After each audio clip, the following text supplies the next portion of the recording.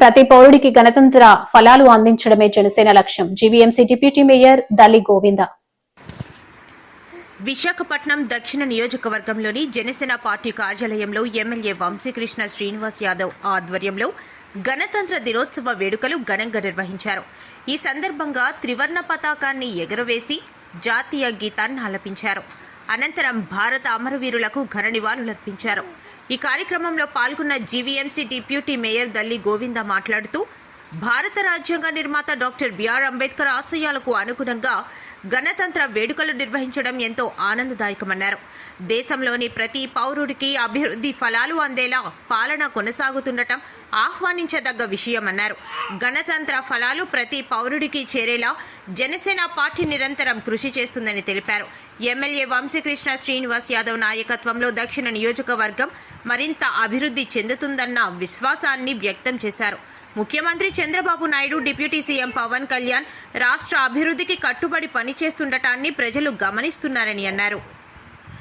భారతదేశ ప్రజలకు, విశాఖ నగర ప్రజలకు అందరికీ కూడా ముందుగా 77వ గణతంత్ర దినోత్సవ శుభాకాంక్షలు తెలియజేస్తూ, మన పూర్వీకులు పెద్దలు ప్రపంచ మేధావులైనటువంటి డాక్టర్ బిఆర్ అంబేద్కర్ గారి అధ్యక్షతన నిర్వహించినటువంటి భారత రాజ్యాంగాన్ని 1950 జనవరి 26న అమల్లోకి తీసుకురావడం, అప్పటి నుంచి ఇప్పటి వరకు కూడా ప్రతి సంవత్సరం కూడా గణతంత్ర దినోత్సవాన్ని భారతదేశం అంతా కూడా అంగరంగ వైభవంగా జరుపుకోవడం, ఏదైతే రాజ్యాంగాన్ని ఏర్పాటు చేశారో ఉన్నటువంటి చట్టసభలన్నీ ఏర్పాటు చేయడం, వాటి ద్వారా ఉన్నటువంటి ప్రజలు అందరూ కూడా ఏదైతే నవ సమాజాన్ని ఏర్పాటు చేసి ఇక్కడున్నటువంటి వనరులన్నీ కూడా వినియోగించుకుంటూ దేశాన్ని పరిపాలించాలంటే ఒక రాజ్యాంగం ఉండాలని చెప్పేసి మంచి రాజ్యాంగాన్ని రాయటం, ఆ రాజ్యాంగం ద్వారానే ఉన్నటువంటి ప్రజలందరూ కూడా ఈరోజు ఇక్కడ పరిపాలన జరగడం కూడా, అదేవిధంగా దేశంలోని ప్రతి ప్రజలు కూడా ఈ రాజ్యాంగంలో ఉన్నటువంటి విధంగానే మసులుకోవడం, అదేవిధంగా నడవడం జరుగుతూ ఉంది.